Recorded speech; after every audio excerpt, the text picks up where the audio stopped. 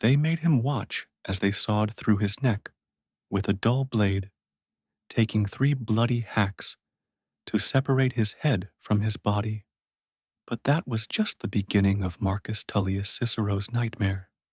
What happened next was so twisted, so personally vindictive, that it shocked even Romans who were used to political brutality, because Mark Antony's wife took the severed head of Rome's greatest orator, pulled out his tongue with her bare hands, and stabbed it repeatedly with her hairpins while laughing.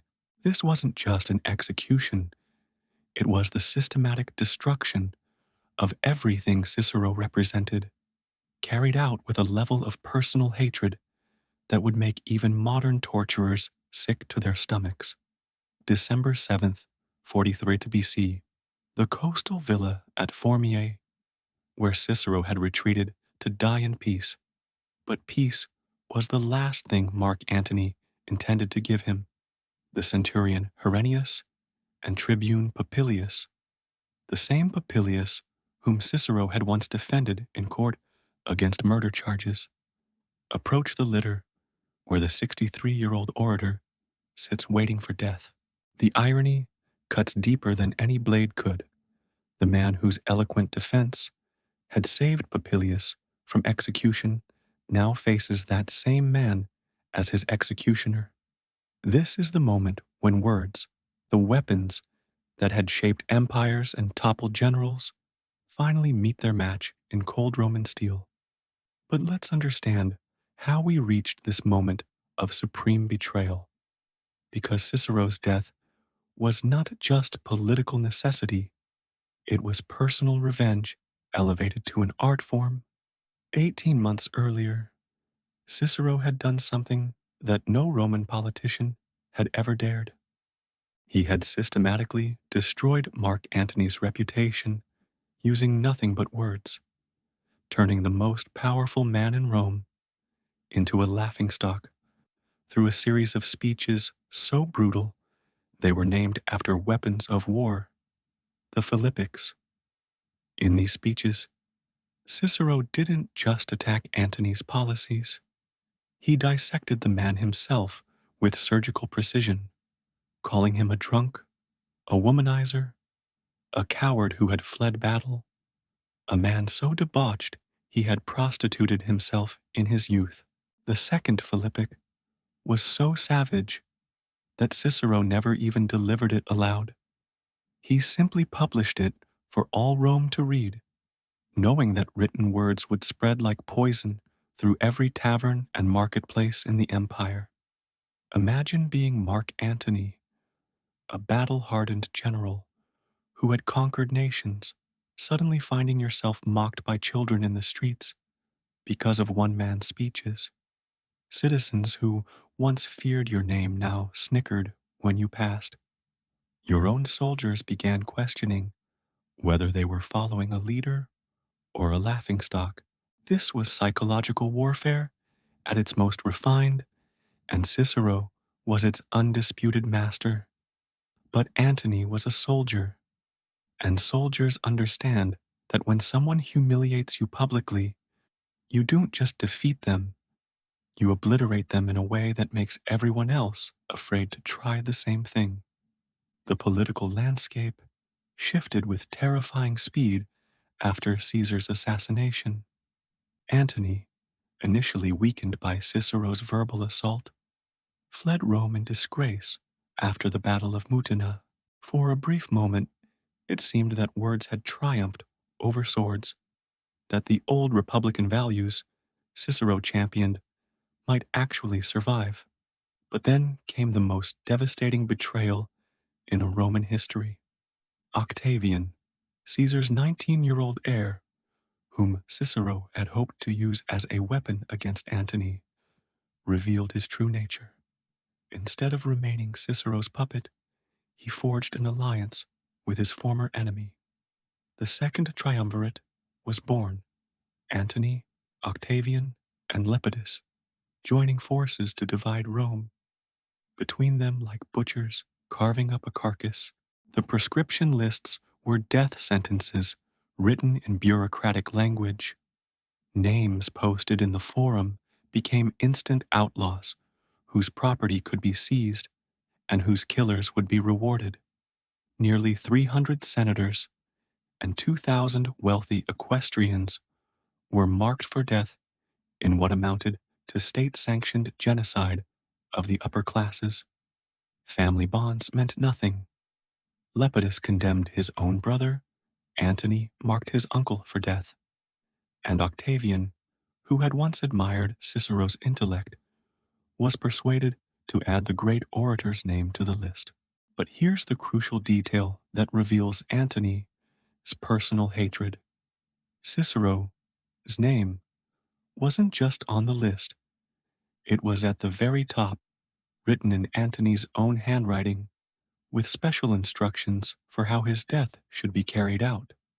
When Cicero learned his name, headed the proscription lists, he knew his time had come.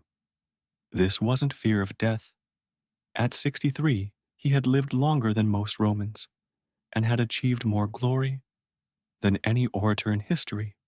This was the deeper horror of knowing that everything he had spent his life building was being systematically destroyed. His beloved Roman Republic, the system of laws and traditions he had defended with his voice, was dying around him. His brother Quintus, also condemned, had already been captured and executed along with his son. The Cicero family line was being exterminated as methodically as farmers killing rats in a granary. His escape attempts were half-hearted, almost suicidal in their incompetence. He briefly boarded a ship to Macedonia, but turned back due to seasickness. He wavered between different routes, changed his mind repeatedly, and finally retreated to his coastal villa, as if accepting that fate had cornered him. Ancient sources suggest that Cicero, the man who had saved Rome through his words during the Catiline conspiracy, had lost the will to save himself. Perhaps he understood that even if he escaped Italy, there would be no place in the new world that Antony and Octavian were creating for someone who represented the old Republican ideals. The assassination squad that finally tracked him down was led by Centurion Herennius, a professional soldier who had killed dozens of men in battle, and military tribune Popilius, whose life Cicero had once saved in court. The historical accounts of what happened next reveal a level of planned brutality that went far beyond simple execution. When they found Cicero at his villa, his servants prepared to fight, but the old orator stopped them. He would not allow their blood to be spilled for his sake. This was Roman nobility at its finest, facing death with dignity, even when that death promised to be anything but dignified. The final moments, recorded by multiple ancient historians, show both Cicero's courage and his killer's incompetence. The old man, frail and exhausted, leaned out of his litter and calmly offered his neck to the executioner. He stroked his chin with a trembling hand, as if preparing himself for death, then spoke his final words. "There is nothing proper about what you are doing, soldier, but try to kill me properly." Even facing his assassins, Cicero couldn't resist offering instruction on how to perform their task with Roman efficiency. Herennius raised his blade, but the strike was clumsy. Ancient sources report it took 3 separate hacks before Cicero's head was finally severed from his body. The man whose silver tongue had commanded the Senate and swayed the Roman people died to the sound of his own blood gurgling from a butchered throat. But Antony's orders went far beyond simple death. The execution was not enough to satisfy his need for revenge. The instruments of Cicero's humiliation had to be destroyed in the most symbolic way possible. The soldiers hacked off both of Cicero's hands, The very hands that had written the Philippics, that had penned letters to governors and generals, that had physically shaped the words that brought down Antony's reputation. These weren't random acts of violence, but carefully planned symbolic destructions. Every cut was meant to send a message about what happened to those who dared challenge the new order with mere words. The severed head and hands were carried back to Rome like trophies from a successful hunt. When the killers presented their bloody prizes to Antony in the forum, ancient sources report that he was overjoyed. He laughed, rewarded the assassins generously with gold and promotions, and then commanded the final act of his revenge theater. Cicero's head and hands were to be nailed to the Rostra, the sacred speaker's platform in the heart of Rome, where Cicero had delivered some of his greatest speeches. The symbolism was perfect and horrible. The voice of Republican liberty would be literally silenced on the very platform where it had once thundered against tyranny. But the true horror was yet to come, because Fulvia, Mark Antony's wife, had her own personal grudges against Cicero. He had mocked her in his speeches, calling her unwomanly for her political involvement, suggesting she controlled her husband like a puppet. When Cicero's severed head was brought before her, Fulvia's reaction revealed depths of personal hatred that shocked even Romans accustomed to political brutality. She spat upon the lifeless face, then grabbed the head and yanked out Cicero's tongue, the same tongue that had lashed her family with insults and branded her husband as a threat to Roman liberty. What happened next entered Roman history as one of the most disturbing acts of personal revenge ever recorded. Using the golden pins from her hair, Fulvia began stabbing Cicero's tongue repeatedly, mutilating the very organ that had been his greatest weapon. She laughed as she did it, making jokes about how the great orator would never speak again. This wasn't the calculated political violence that Romans understood. This was pure, personal sadism, carried out by a woman who had been publicly humiliated and now had the chance to literally destroy the source of her shame. The tongue that had shaped the destiny of nations was reduced to a pincushion for a vengeful woman's hairpins. The display on the rostra was more than personal vendetta. It was a political statement hammered into wood and flesh for all of Rome to see. Citizens who gathered around the platform found themselves staring at the mutilated remains of the man who had embodied their republican freedoms. Children who had learned to recite Cicero's speeches in school now saw his severed head rotting in the sun. The message was unmistakable. This is what happens to those who believe words can compete with swords, who think speeches can defeat armies, who imagine that republican ideals can survive in a world ruled by military strongmen. But even as Cicero's body was being systematically destroyed, his enemies were already beginning to turn on each other. The alliance between Antony and Octavian had always been one of convenience rather than trust, and with their common enemies eliminated, the two began maneuvering for supreme power. Octavian, the calculating politician, began building his image as the defender of Roman tradition, while portraying Antony as a foreign-influenced degenerate, corrupted by his relationship with Cleopatra. In a sense, Octavian was using Cicero's own rhetorical techniques against the man who had killed Cicero. The irony deepened as years passed.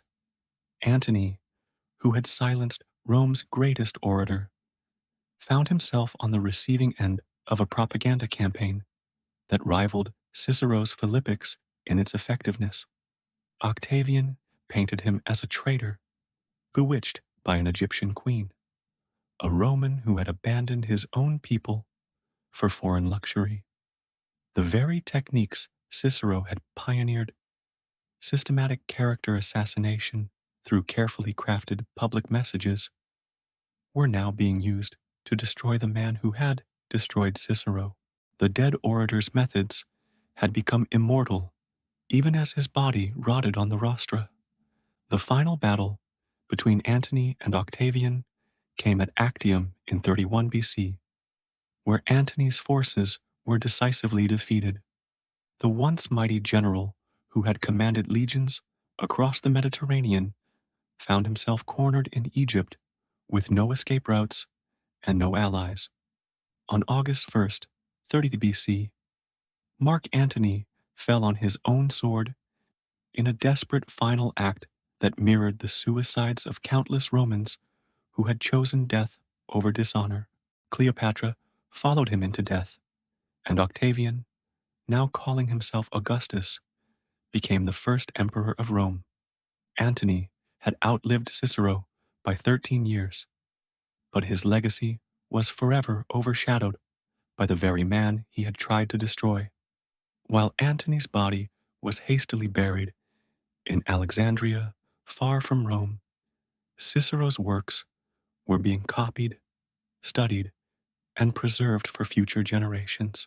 The speeches that had once humiliated Antony were now being taught in schools as examples of perfect Latin prose and republican virtue. The dead orator was achieving a form of immortality that the living general could never attain. The contrast became even more stark as centuries passed. Cicero's writings survived the fall of the Roman Empire, were preserved through the Dark Ages by Christian monks who admired his moral philosophy, and were rediscovered during the Renaissance by scholars who saw him as a model of classical virtue. His thoughts on law, duty, and republican government influenced thinkers across Europe and eventually inspired the founding fathers of the United States. The American system of checks and balances, the very concept of a republic governed by laws rather than men, owes much to principles that Cicero articulated in his speeches and letters. Meanwhile, Mark Antony became a cautionary tale about the dangers of letting personal passion override political judgment. Shakespeare portrayed him as a tragic figure destroyed by love and ambition. Modern historians remember him as a brilliant general who threw away his advantages through poor decision-making and an inability to understand the changing nature of Roman politics. The man who had silenced Cicero's voice became himself a symbol of how military prowess alone could not guarantee lasting political success. The ultimate irony is that Cicero, who had believed he could use Octavian as a weapon against Antony, had actually identified the future direction of Roman politics more accurately than he realized. Octavian, who became Augustus, did indeed destroy Antony, just as Cicero had hoped. But he also destroyed the Roman Republic that Cicero had died trying to preserve. The young man whom Cicero had tried to manipulate proved to be the most successful manipulator of all, using both Cicero and Antony as stepping stones to absolute power before discarding them both. Yet even Augustus, despite wielding more power than any Roman before him, could not erase Cicero's intellectual legacy. The emperor who had once allowed Cicero's name to be placed on the proscription lists later claimed to admire the orator's writings. Augustus understood that while political opponents could be eliminated, ideas were far more difficult to kill. Cicero's vision of government based on law and republican virtue continued to influence Roman legal thinking even under the empire. The story of Cicero's brutal execution reveals something fundamental about the relationship between power and ideas. Mark Antony could nail Cicero's head to the rostra, could allow his wife to mutilate the tongue that had spoken against tyranny, could eliminate the physical person who had humiliated him, but he could not destroy the words that had already been spoken, the ideas that had already been planted, the example of courage that had already been set. In trying to silence Cicero permanently, Antony actually ensured that the orator's death would be remembered as a martyrdom rather than a simple political execution. The image of Cicero as mutilated remains on the rostra, became one of the most powerful symbols in Roman history, not as Antony intended, as a warning against opposing the new order, but as a reminder of what Rome had lost when it abandoned republican government for military rule. The platform where Cicero had once defended liberty with his voice became a shrine to the death of free speech itself. Romans who saw his severed head understood that they were witnessing not just the execution of a man, but the murder of an ideal. Modern parallels to Cicero's fate can be found throughout history. Intellectuals, writers, and orators who have been silenced by authoritarian regimes that understood the power of words to challenge established authority. But few have achieved Cicero's posthumous victory over their executioners. His brutal death became the foundation of his immortality, proving that while tyrannical power may win temporary victories, the human need for freedom and dignity ultimately transcends any individual ruler's ability to suppress it. The last image we have of Cicero alive shows him offering his neck to his killers with Roman dignity intact, instructing them, even in his final moments, to perform their grisly task properly. This was a man who had spent his entire life believing that civilization meant something, that words could triumph over brute force, that republican virtues could survive the ambitions of military strongmen. His execution proved him wrong in the short term, but vindicated him across the centuries. Mark Antony won the battle, but lost the war for history's judgment, while Cicero's severed tongue somehow continued speaking long after Fulvia's hairpins had finished their work. This is not just ancient history, it's the story of how authoritarian power tries to silence free speech and why that battle continues today. From the Philippics that made Antony a laughingstock to the Rostra where Cicero's remains were displayed as a warning, this is revenge elevated to an art form.